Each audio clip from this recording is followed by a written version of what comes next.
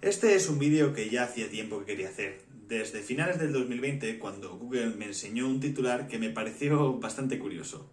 Las peores traducciones de títulos de películas de la historia. Este titular lo firmaba Begoña Alonso, coordinadora de la sección Living de la página web de el.es, que se encarga de todo el tema de cine, series, música, etc, etc. Pero bueno, el artículo comenzaba de la siguiente manera. En España nunca hemos tenido demasiada suerte con las traducciones de títulos de películas, ya sea para presuntamente hacerlas más atractivas, para conseguir que el público las recuerde mejor, o simplemente por falta de imaginación.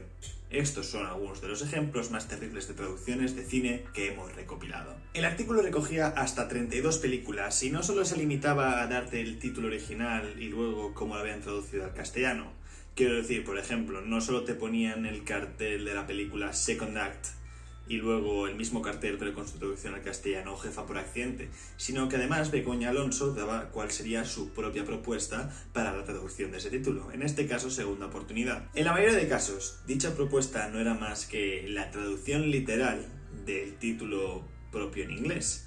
Por ejemplo, The Good Dinosaur, que en España se llamó El viaje de Arlo, ella proponía El buen dinosaurio, o The Astronaut's Wife, que en España se llamó La cara del terror o La cara más oscura, La cara del terror.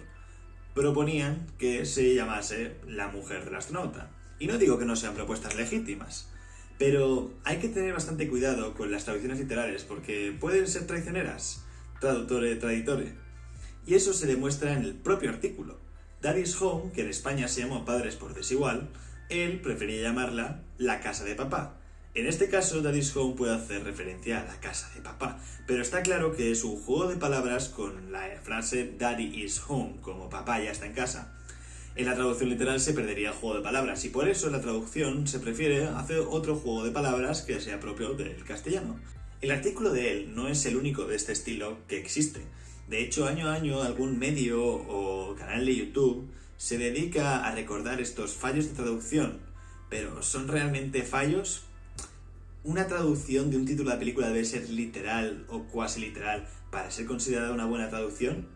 Porque creo que es bastante obvio que la traducción literal de Pineapple Express no es super fumados, pero transmite mucho mejor en castellano y con más facilidad el tono de la película que de haber mantenido a lo mejor el término, que es un término que no se conoce, que hace referencia a un tipo o una cepa de marihuana muy exquisita.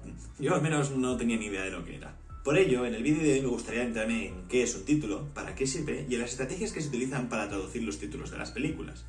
El por qué se usa una estrategia u otra es una cosa que solo pueden responder las distribuidoras, pero creo que el vídeo puede servir como una muestra de enseñar cómo funciona esta pequeña parte de la distribución cinematográfica. Antes de ponerme con todo el vídeo, me gustaría agradecer la colaboración de Sherazade Souria en este vídeo. Ella es una traductora editorial y audiovisual freelance que además se dedica un poco a la divulgación y a la traducción en formato de talleres, charlas, etc, etc. Tanto en Twitter como en Instagram se dedica a dar consejos y trucos para traductores, incluso muy útiles para algunas personas que estén comenzando.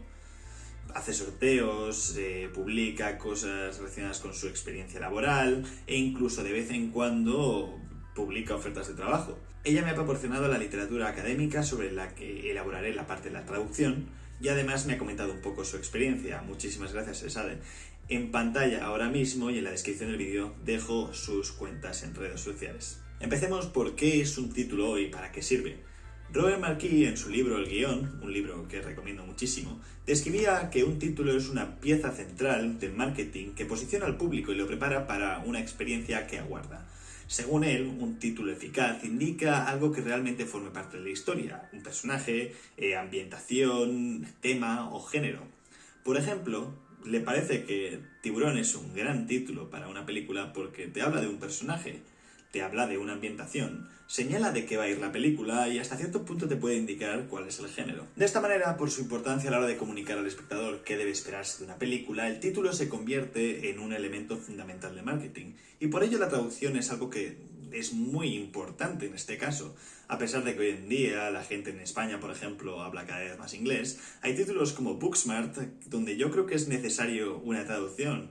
Y puede que la de Superempollonas no sea la mejor, pero sí creo que de alguna manera sitúa cuál es el tono de la película y qué puedes esperar. En su conferencia de la traducción de títulos cinematográficos, adaptación o creación, Isabel Negro reconocía que la traducción de títulos recibía muy poca atención, pero que era un género relevante, dado que es una unidad textual cuyo objetivo es condensar el tema y captar la atención del público al mismo tiempo. Y que era un género de traducción paradigma de la traducción funcional, ya que el título debe cumplir sus funciones en la cultura meta. Entre las funciones que debía cumplir un título está identificar una película, informar de su existencia, describir la película, evaluar la película o establecer el primer contacto entre emisor y receptor. En la descripción os dejaré enlaces de los artículos que vayan saliendo para, si tenéis curiosidad, ir a echarlos un ojo. Ahora vamos al tema de cómo se traducen los títulos de las películas. Primero de todo, cabe destacar, tal y como me comentó Seresade, y como creo que también se menciona en el artículo de él, los que se encargan de la traducción en las distribuidoras son los departamentos de marketing. Igual que cuentan con traductores a la hora de los subtítulos o de otros elementos de publicidad como podrían ser la sinopsis o los folletos o imagino que los trailers, no lo hacen tanto con el tema del título, probablemente porque tal y como hemos comentado, la traducción tiene una función comercial en este caso.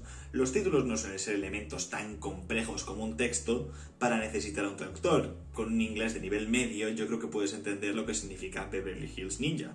Lo que hace falta es un factor de creativo y de entendimiento del espectador y de entendimiento de la película para decidir entre varias opciones y escoger la salchicha peleona. Así pues, los fallos que se cometen en la traducción de títulos no son tanto fallos a la hora de traducir como fallos a la hora de acertar en la intencionalidad y en el tono que tiene que tener ese título respecto a la película. Un reconocible error en la traducción de títulos de películas es el de The Eternal Sunset of the Spotless Mind, que fue traducida en España como Olvídate de mí.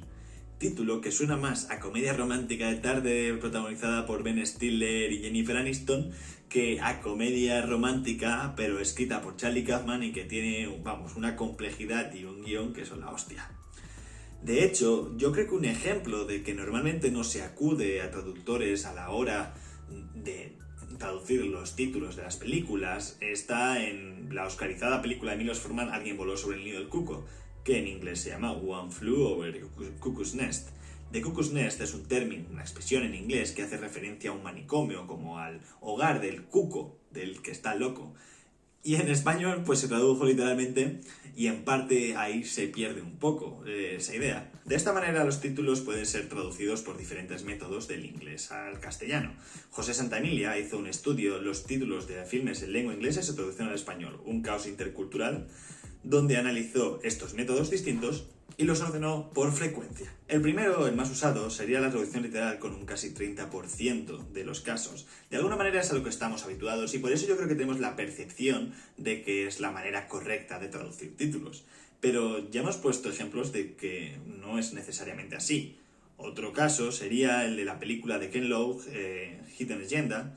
Agenda en inglés puede significar la agenda como elemento de organización, pero también significa intenciones.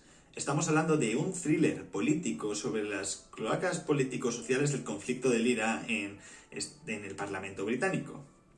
Y es titulado Agenda oculta en el castellano, con un par, cuando realmente la traducción literal correcta hubiese sido intenciones ocultas. Obviamente la traducción literal muchas veces será la solución acertada, porque si puedes expresar lo que ha querido expresar el guionista con el título desde un principio, probablemente acertarás a la hora de indicar cuál es el tema de la película. Pero en ocasiones simplemente no funciona. El segundo método más usado corresponde al que a mí me parece más interesante y que es justamente todo lo contrario. Es la traducción ad libitum. Ad libitum no remite a un tipo de traducción, sino a su ausencia. Los títulos originales son sustituidos por otros, por motivos comerciales o por cualquier de otro estilo, y no responden a un planteamiento traductológico. Este tipo de métodos está muy extendido en un tipo de género en concreto que utiliza muchos juegos de palabras, la comedia. Y eso es muy interesante porque la mayoría de las veces los juegos de palabras que funcionan en inglés no funcionan en el español. Y no solo eso, sino que a veces cambian el título simplemente por dar por hecho que es una comedia. Airplane, en inglés, aquí se tituló Aterriza como puedas. Doctor Strangelove or How I Learned to Stop Hating and Start Loving the Bomb, aquí fue traducido como Teléfono rojo, volamos hacia Moscú. Some Like It Hot, aquí fue Con falta de ser loco. Knocked Up, Lío embarazoso. Forgetting Sarah Marshall, Paso de ti. Fuera de la comedia, a mí hay un caso que me llama mucho la atención, que yo creo que es el que más me ha inspirado para todo el tema este de la traducción de títulos, que es el de Atrapado por su pasado. Atrapado por su pasado es una película protagonizada por Al Pacino y dirigida por Brian De Palma, y que en inglés se titulaba Carlitos Way, haciendo referencia al personaje principal, Carlito Brigante, un ex mafioso que trata de labrarse un nuevo destino, siendo honrado, pero su oscuro pasado no le deja avanzar en la vida.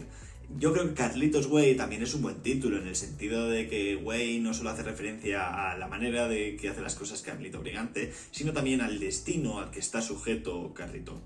Pero creo que Atrapado por su pasado es el tema de la película, y no es como que sea algo súper obvio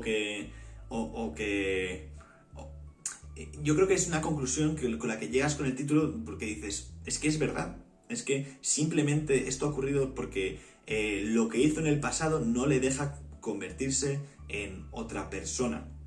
Y fijaos que con El precio del poder, titulada aquí Scarface, me pasa algo parecido. El precio del poder me parece un mejor título para la historia que quieren ofrecer, pero Scarface es un personaje tan icónico y un personaje tan carismático que obviamente me parece que es un muy buen título para la película de Palma, y a lo mejor aquí también tendríamos que haberla titulado Scarface.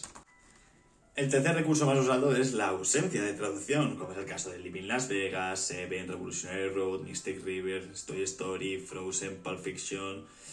Esta estrategia de traducción se utiliza mucho cuando se trata a lo mejor de nombres de personajes, como es Zodiac, Batman, Oliver Twist, o de lugares como es Mulholland Drive, Chinatown. A veces simplemente se mantiene por una cuestión de comercial, porque muchas veces cuando se mantiene a lo mejor es porque en Estados Unidos ya ha triunfado, tiene ese nombre y a lo mejor se ha hecho eco aquí, pues a lo mejor deciden no cambiarlo. En otros casos, el empleo de esta técnica está motivado por la concisión y la precisión del título original, que a veces pues dices, chicos, si es que está muy bien tal y como se describe aquí, y a lo mejor en el castellano la traducción se perdería algo que en la lengua inglesa pues está ya suficientemente bien expresado. Y por último entraríamos en el terreno de las traducciones parciales o cuasi literales, como es el caso del uso de transposiciones, es decir, cambios gramaticales que no son necesarios en la traducción literal, como es el caso del en inglés de Matrix y en castellano simplemente Matrix, o la sustitución del sustantivo por un adjetivo por otra estructura nominal, como The Talented Mr. Ripley, aquí fue el talento de Mr. Ripley. También cambios léxicos en ciertas palabras, en el caso de Red Shoes o las zapatillas rojas, el uso de reducciones, Crouching Tiger, Hidden Dragon, el tigre y el dragón, tigre y dragón, expansiones como Hogwarts End, o que aquí fue regreso a Hogwarts End. Y bueno, esta sería pues una serie de técnicas que se te pueden utilizar y que a veces pues están mejor usadas o peor usadas, y que de normal la gente tampoco le presta tanta atención, pero cuando hay alguna que es ad libitum normalmente o que nos resulta disonante, es como que enseguida se señala. Yo no pongo en duda que haya títulos de películas que estén mal traducidos, en tanto a que no reflejen el tono de la película o el tema, como es el caso de Olvídate de mí. Pero lo que yo creo que sobre todo quería comentar a raíz del artículo de él es que el título de una película es algo que va más allá de las traducciones. Estamos hablando de condensar todas las sensaciones que debes esperarte de una película en un sintagma nominal, prácticamente. Rápido y Furioso es acaso mucho mejor título que A Todo Gas. La redención en Song Song es acaso tan impactante como Cadena Perpetua. O el buen Will Hunting es tan certero como el indomable Will Hunting.